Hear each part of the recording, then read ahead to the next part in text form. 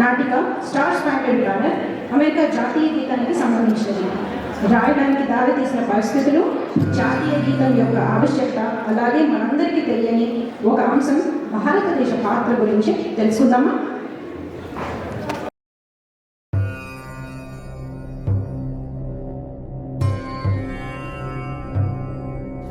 సభాసదులందరికీ నా శుభాకాంక్షలు.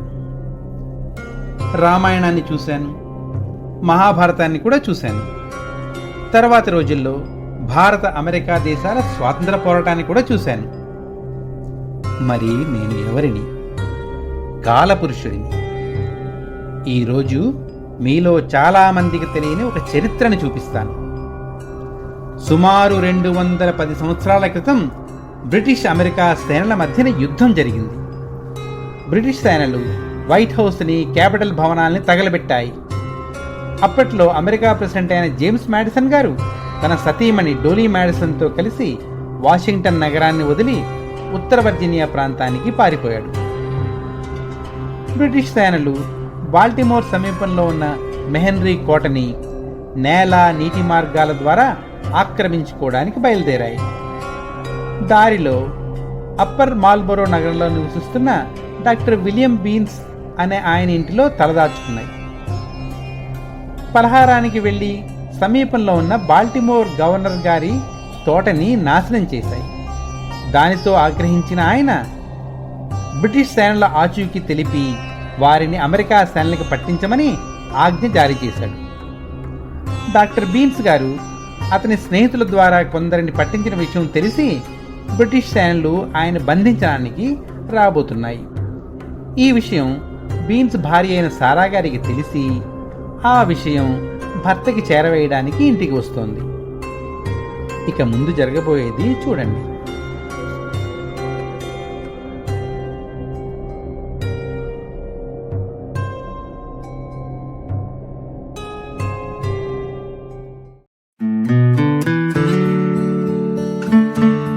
విలియం, నిన్ను అరెస్ట్ చేసి తీసుకువెళ్ళడానికి British vice admiral Cochrane, general Ross ఆర్మీతో వస్తున్నారు. Oh, I see. నాకు వారిద్దరి గురించి బాగా తెలుసు. Maryland governor Robert Bowie order చేసిన మేరకు నేను బ్రిటిష్ ఆర్మీ వదిలి పారిపోయిన సిపాయిల వివరాలు ఇచ్చాను. నన్ను బ్రిటిష్ వాళ్ళు ఒక గూఢచారిని అని అనుకోవచ్చు. డాక్టర్ బీన్స్, మీరు మాతో పాటు రావాలి. ఎందుకు? నేను చేసిన నేరమేమిటి? మాతో ఉంటూ మా సిపాయిల గుట్టుమట్లు ఇక్కడ ప్రభుత్వానికి చెప్పి వారిని ఖైదు చేయించారు. మా అడ్మిరల్ కాక్బోర్న్ మిమ్మల్ని నిర్బంధించమని మాకు ఆజ్ఞ ఇచ్చారు. మా గవర్నర్ బౌయి ఆనతి మేరకు వారికి బ్రిటిష్ సేనల సమాచారాన్ని చెప్పాల్సి వచ్చింది. దీనిని మేము నమ్మక ద్రోహంగా, స్వామి ద్రోహంగా పరిగణిస్తున్నాం. మాతో పాటు రండి. సారా, నన్ను ఎన్ని రోజులు వీరి వద్ద ఖైదు చేస్తారో తెలియదు. జార్జ్ టౌన్లో నా మిత్రుడు అటార్నీ ఫ్రాన్సిస్ స్కాట్కి సహాయం కోసం కబురు చేయి. నా విడుదలకి అతను సహాయం చేయగలడు. అలాగే విలియం, జాగ్రత్త.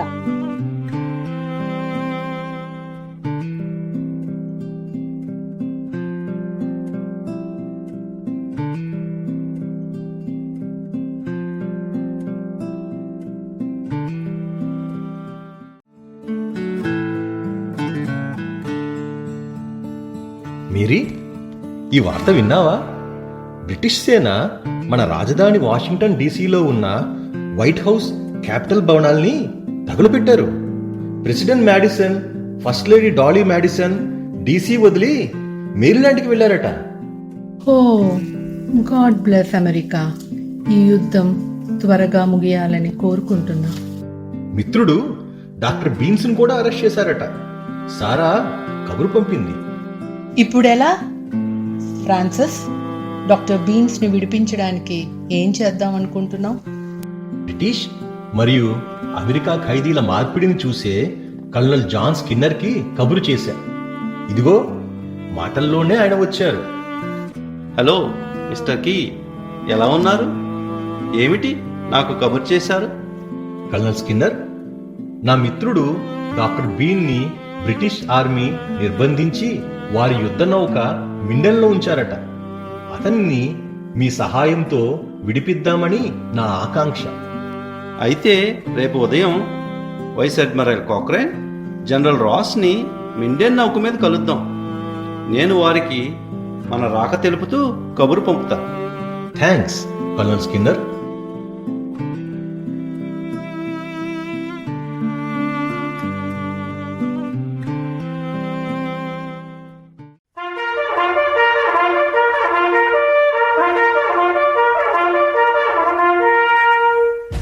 ఆఫీసర్. Yes major Armistead. మన అమెరికా సేనలు వాషింగ్టన్ నుంచి తిప్పుకొని బాల్టిమోర్ వైపు వస్తున్నాయని విన్నాను. వారిని తరుముకుంటూ బ్రిటిష్ సేన ఇక్కడికి వస్తుందని వార్తలు వస్తున్నాయి. వారిని ఎదుర్కొనే సన్నాహాలు మొదలుపెట్టండి. మనం తప్పకుండా వారిని ఎదుర్కోవడానికి సిద్ధంగా ఉంటాం సార్. నేను అందుకే మిస్ మేరీ యంగ్ పికర్స్గిల్ సహాయంతో 30 అడుగుల ఎత్తు 42 అడుగుల వెడల్పుతో ఈ గ్రేట్ గ్యారిసన్ జెండాని తయారు చేయించాను. ఇంత పెద్ద జెండా తయారు చేయించడానికి కారణం ప్రతి బ్రిటిష్ సైనికుడు దీనిని చూడాలి. వారి దాడిని ప్రతిఘటించడానికి మనమందరం ఇక్కడ ఉన్నామని వారికి తెలియాలి. We are all ready sir.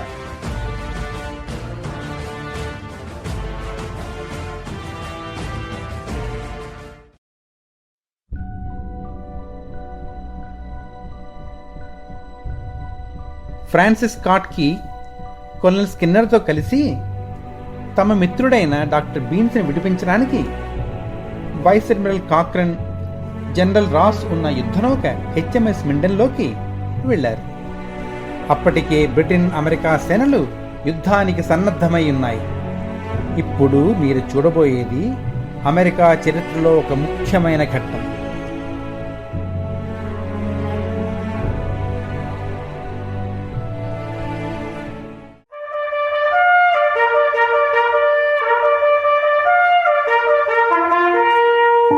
Welcome colonel Skinner and mister key.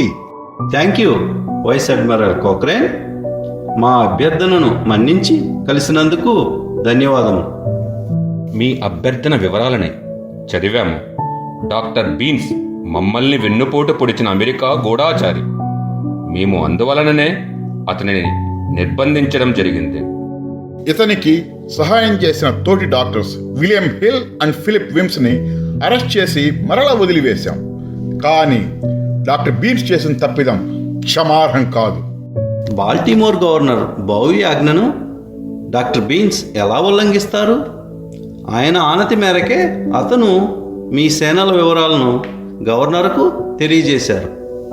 General Ross, vice admiral Cochrane, అతను అలా చేసి ఉండకపోతే మేరీల్యాండ్లో ఉన్న అప్పర్ మార్ల్బరో ప్రాంతవాసులు ఆయన్ని, ఆయన కుటుంబాన్ని బతకనిస్తారా? గవర్నర్ ఆనతినివ్వకముందు ఈ యుద్ధంలో గాయపడిన మీ సైనికులందరికో ఆయన ప్రథమ చికిత్స చేసి వారి ప్రాణాలను కాపాడాడు. ఇందులో ఆయన తప్పేమీ లేదు. మా అభ్యర్థనను మన్నించి డాక్టర్ బీన్స్ని విడుదల చేస్తే మాతో పాటు తీసుకుని వెడతాము. Vice admiral Cochrane, general Ross, యుద్ధం అనేది 2 సేనల మధ్య జరిగేది. దీనిలో నిర్దోషులను శిక్షించడం భావ్యం కాదు. మీ అభ్యర్థన సమంజసంగానే ఉంది. కానీ ఇంకా సేపట్లో మా శతఘ్నులు ఫోర్ట్ మెకెన్రీ మీద ఫిరంగి గుళ్ల వర్షం కురిపిస్తాయి. ఈ సమయంలో మీరు ఇక్కడ ఉండటం మంచిది. లేకపోతే మీ నౌకా ప్రయాణంలో ప్రాణహాని జరగవచ్చు. తప్పకుండా మీరు విరమించేంత వరకు ఇక్కడే ఉంటాం. Soldiers, fire!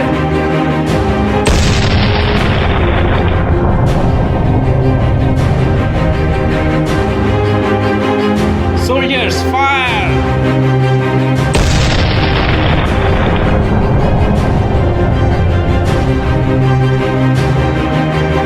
Soldiers, fire!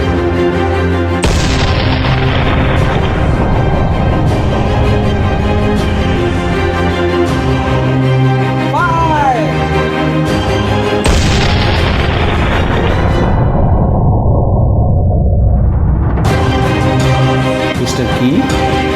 ఏమిటి దుర్బినిలో చూస్తున్నారు? డాక్టర్ బీన్స్, మన దేశానికి గుర్తింపు తెచ్చేది ఆ కోట మీద 15 నక్షత్రాలతో 15 అడ్డచారులతో నింగిని తాకుతూ రెపరెపలాడుతున్న మన జెండా. అది ఎగురుతున్నంతసేపు మన దేశం స్వేచ్ఛావాయువు పీల్చుకుంటూ ఉంటుంది. మన కాలనీలకి ఇదే బ్రిటిష్ వారి నుంచి మనకి 30 సంవత్సరాల క్రితం స్వతంత్రం వచ్చింది. ఆ జెండా మన సైనికులకి స్ఫూర్తినిస్తూ ఈ దాడిని ఎదుర్కొనే శక్తిని ఇవ్వాలని జీసస్ని కోరుకుంటున్నాను.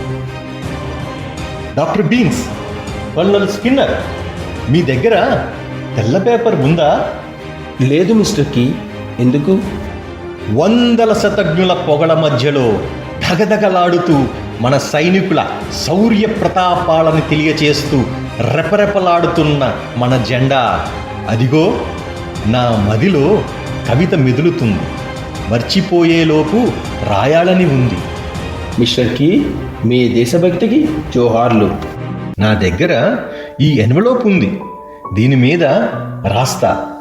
Oh, say, can you see by the dawn's early light what so proudly we hailed at the twilight's last gleaming, whose broad stripes and bright stars through the perilous fight.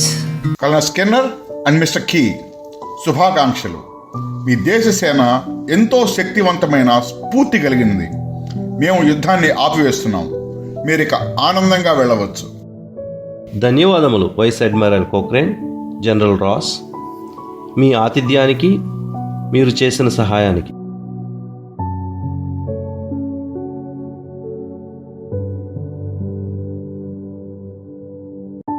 Officer మెకామస్, మన సేనలు చూపించిన ధైర్య సాహసాలు ఎంతో గొప్పవి. ఈ యుద్ధంలో నీ షార్ప్ షూటింగ్ స్కిల్స్ ని చరిత్ర ఎప్పటికీ మర్చిపోలేదు. బ్రిటిష్ సేనలు యుద్ధాన్ని ఉపసంహరించుకున్నాయి. Thanks major ఆమ్స్టెడ్. ఇది మన దేశం గర్వించదగిన రోజు. చరిత్ర ఈ రోజుని ఎప్పటికీ మర్చిపోదు.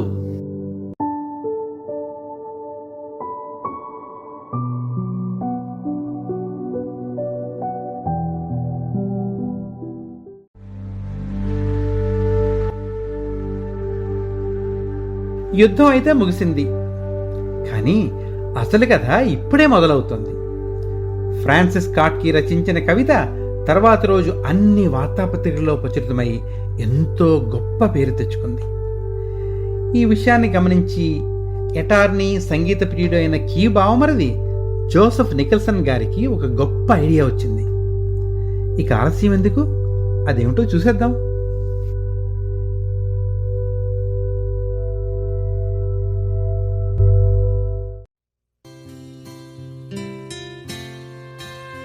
జోసెఫ్, రా లోపలికి. ఫ్రాన్సిస్, నువ్వు రాసిన డిఫెన్స్ ఆఫ్ ఫోర్ట్ మెహెన్రీ కవితకి ప్రజల్లో మంచి పేరొచ్చింది.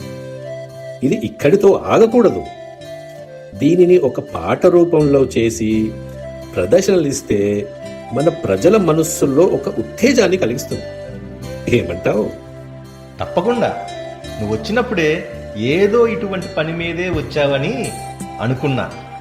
నీకేమైనా స్ఫూర్తిదాయకమైన పాటలాగా మలిచే ఆలోచన ఉందా? నీ కవితలో ఉన్న పదాలకి స్వర మాధుర్యం కలిగిన బ్రిటిష్ ఎనాక్రియాంటిక్ పాటలో ఉన్న రాగాన్ని తీసుకుని స్వరబద్ధం చేద్దాం.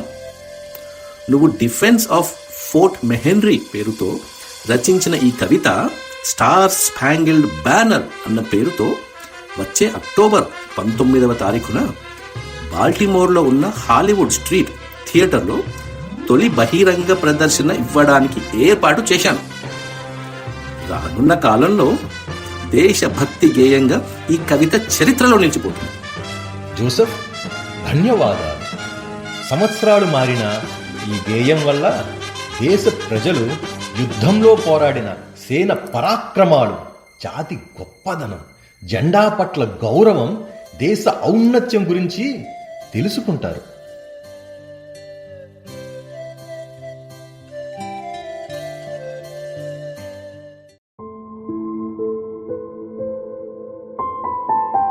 హాలీవుడ్ స్ట్రీట్ థియేటర్కి మా ఆహ్వానాన్ని మన్నించి విచ్చేసిన ఆహూతులకి, వేదికని అలంకరించిన Fort McHenry commander in chief major Armistead, sharp shooting officer Henry McComas, doctor William Beanes, colonel John Skinner మరియు మా బావగారు, నేటి కార్యక్రమానికి కర్త అటార్నీ ఫ్రాన్సిస్ స్కాట్కి, వీరందరికీ మా శుభాకాంక్షలు. మీరందరూ వార్తాపత్రికల్లో గత కొన్ని రోజులుగా చదివిన డిఫెన్స్ ఆఫ్ ఫోర్ట్ మెహెన్రీ కవిత నేడు స్టార్ స్పాంగిల్ బ్యానర్ కింద రూపాంతరం చెంది ప్రఖ్యాత గాయని సూజన్, ఆవిడ బ్యాండ్ ద్వారా ఇప్పుడు ప్రదర్శించబడుతుంది. మీరందరూ చూసి ఆనందిస్తారని మా ఆశ మరియు ఆకాంక్ష.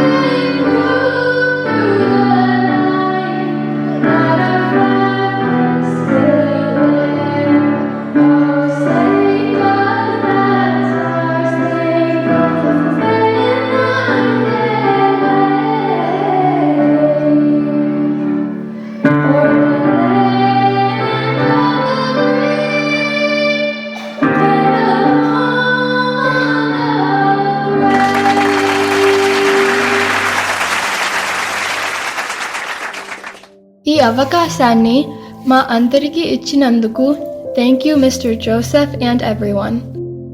Thanks Susan and band. మీ అద్భుతమైన ప్రదర్శనకి మా ధన్యవాదాలు.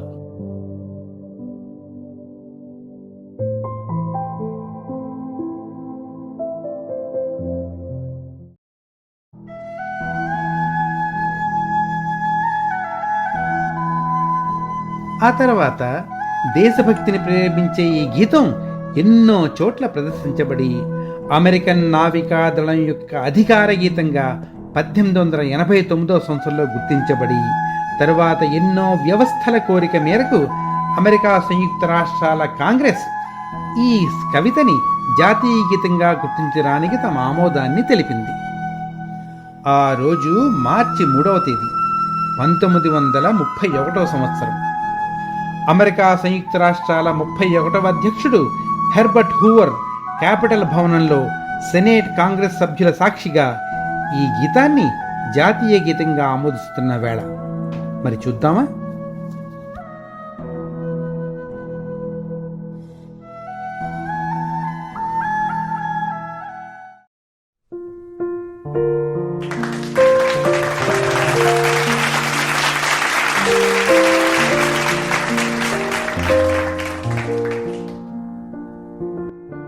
ప్రియమైన కాంగ్రెస్ సెనేట్ సభ్యులకు, అలాగే ఈ దేశభక్తి గేయాన్ని ఒక జాతీయ గీతంగా గుర్తించడానికి శ్రమించిన వారందరికీ ధన్యవాదాలు తెలియజేస్తూ, నేటి నుంచి స్టార్ స్పాంగిల్ బ్యానర్ అన్న ఈ గీతం అమెరికా సంయుక్త రాష్ట్రాల చరిత్రకి, పద్ధతులకి, సైనికులు చేసిన త్యాగాలని ప్రతిబింబిస్తూ, దేశభక్తిని ప్రేరేపిస్తూ, దేశం పట్ల బాధ్యతని, జాతి పట్ల గౌరవాన్ని కలిగించాలని ఆశిస్తూ ఈ దేశ 31వ అధ్యక్షుడనైన హర్బర్ట్ హూవర్ అనే నేను సగర్వంగా ఈ గేయాన్ని అమెరికా సంయుక్త రాష్ట్రాల జాతీయ గీతంగా ఆమోదిస్తున్నాను. జాతీయ గీతం అంటే ఒక పాట కాదు, దేశమంటే మట్టి కాదోయ్, దేశమంటే మనుషులోయ్ అన్న నినాదంతో ప్రజల మధ్య ఐకమత్యాన్ని కలిగించడానికి దేశ చరిత్రను తెలుపుతూ దేశ ఆత్మగౌరవాన్ని, విలువలని, నియమాలని, నాగరికతను, సాంప్రదాయాలను ప్రపంచానికి అలాగే భవిష్యత్ తరాలకి తెలియజేసేదే ఈ జాతీయ గీతం. ఈ సందర్భంగా ఈ పాటని రచించిన మిస్టర్ ఫ్రాన్సిస్ స్కాట్ కీకి సభాముఖంగా వందనాలు అర్పిస్తున్నాను. నేటి నుండి ప్రభుత్వం నిర్వహించే కార్యక్రమాలలో ఈ జాతీయ గీతాన్ని ఆలపించడం ఆనవాయితీగా చేయాలని శాసనపూర్వక ఆజ్ఞని ఇస్తున్నాము. God bless America.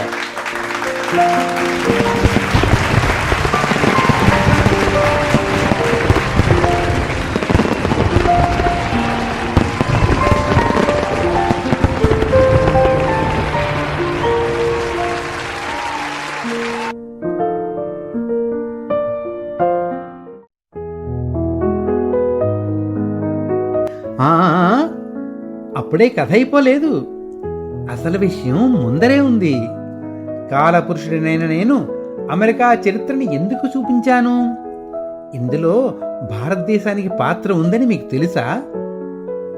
Francis key గారు ఆ గీతం రాసినప్పుడు తను నిలబడి ఉన్న యుద్ధనౌక HMS మిండెన్ బాంబే డాక్యార్డ్లో ఉన్న డంకన్ డాక్స్లో తయారు చేయబడిందని మీకు తెలుసా?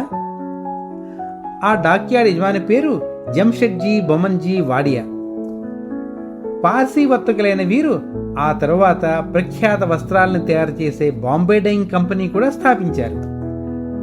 ఆనాటి యుద్ధనౌక మిండెన్ కాదు అన్నవారు కూడా లేకపోలేదు. కానీ డాక్టర్ కీ గారి పెద్ద కూతురు ఎలిజబెత్ రాసిన ఉత్తరంలో తన తండ్రి ఎక్కిన నౌక పేరు మిండెన్ అని రాసింది. అసలు జరిగిన నిజం చెప్పగలిగే వాళ్ళు ఇప్పుడు లేరనుకోండి. అందుచేత జరిగిన విషయాల పూర్వాపరాలను మీ విజ్ఞతకే వదిలేస్తున్నాను. సర్వే జనా సుఖినో భవంతు.